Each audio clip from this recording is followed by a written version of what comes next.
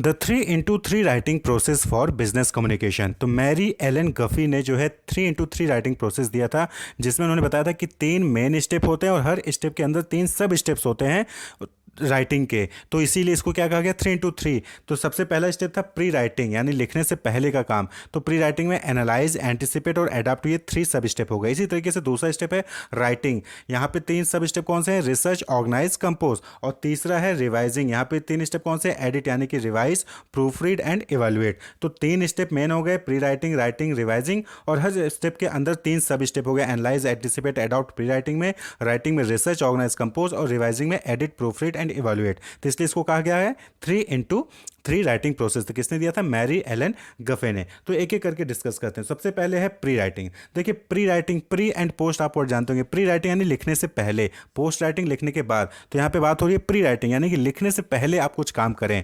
तो जब भी आप कोई भी बिजनेस कम्युनिकेशन करने वाले हैं, कोई बुक लिखने वाले हैं, कोई मैसेज ईमेल भेजने वाले हैं, तो आपको जो है लिखने से पहले कुछ सोचना पड़ता है कि क्या लिखें, किसके लिए लिखें, क्यों लिखें, क्या लिख रहे हैं। तो वही चीज़ प्री राइटिंग होती है। तो प्लानिंग एंड आउटलाइनिंग, कि क्या लिखने वाले हैं, क्यों लिखने वाले हैं और क्या क्या कंटेंट होंगे, वो सारी चीज़ें आप क्या करते हैं, पहले से प्रिपेयर करते हैं। तो क्या आता है इसमें? पहले एनालाइज। एनालाइज यानी कि figure out why you are sending a message. आप मैसेज क्यों भेज रहे हो? बिजनेस कम्युनिकेशन की बात हो रही है, तो मैसेज क्यों भेज रहे हो, क्यों आप जो है एप्लीकेशन लिख रहे हो, इसको एनालाइज करिए। देन एंटिसिपेट, यानी कि जब आप कोई मैसेज भेजोगे तो उसमें सामने वाले का क्या रिएक्शन होगा। Imagine how the audience will respond to you. जब कोई आप स्टेटमेंट दोगे, कोई आप ईमेल भेजोगे, कोई एप्लीकेशन दोगे, तो सामने से क्या रिएक्शन आ सकता है, उसको भी आप एंटिसिपेट करिए। एंड देन अडॉप्ट, यानी plan to write to meet the need of your audience, यानी कि फिर आप जो है एक ऐसा प्लान तैयार करिए जिससे कि आपके जो ऑडियंस की नीड है वो फुलफिल हो सके। तो ये प्री राइटिंग का काम हो गया। देन आता है राइटिंग,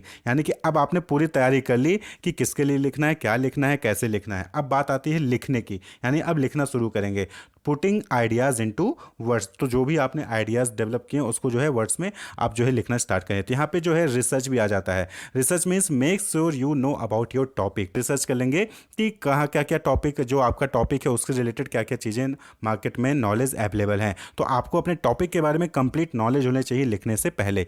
देन आता है ऑर्गेनाइज, यानी कि prepare information to make it clear to reader and audience, यानी कि जो आप लिख रहे हैं वो इस तरीके से पैराग्राफ, सेंटेंसेस, वर्ड्स इस तरीके से होने चाहिए जिससे कि जो रीडर है या फिर ऑडियंस है उसको सारी चीज़ें क्लियर हों। देन आता है कंपोज, यानी begin the actual writing of your information. अब जो है आप यहाँ पे कंपोज यानी लिखना स्टार्ट कर देते हैं। एक्चुअल में जो लिखना, टाइपिंग करना होता है ना, वो स्टार्ट कर देते हैं। क्लियर? तो राइटिंग में भी 3 स्टेप हो गए। पहले रिसर्च कर लीजिए कि क्या लिखना है, क्या क्या इन्फॉर्मेशन अवेलेबल है, फिर उसको ऑर्गेनाइज कर लीजिए कि सबसे पहले क्या लिखना होगा, फिर बाद में क्या, फिर तीसरे में क्या, फिर उसके बाद जो उसको लिखना स्टार्ट कर दीजिए। That is writing. And then last में आता है third step, that is revising. Revising यानी कि जो आपने लिखा है उसको क्रॉस चेक करिए कि कहीं कुछ स्पेलिंग मिस्टेक तो नहीं है, कहीं कुछ गड़बड़ तो नहीं है। तो that is proof reading, checking for clarity, adding new ideas. कहीं पे कुछ लग रहा है कि हाँ यहाँ एक लाइन और ऐड होना चाहिए था, तो आप फिर उसको क्या कहते हैं, एडिट करके ऐड कर देते हैं। तो वही चीज़ क्या कहलाता है, रिवाइजिंग। तो रिवाइज यानी कि read over to make sure message meet goal, यानी कि एक बार आप पहले रिवाइज कर लीजिए। आप एग्जामिनेशन देने जाते हैं तो आपने पहले पढ़ा होगा, उसके बाद फिर क्या करते हैं, रिवीजन करते हैं। रिवीजन करते हैं यानी कि आप श्योर करते हैं कि हाँ मैंने जो पढ़ा है सब सही से पढ़ा है कि नहीं पढ़ा है।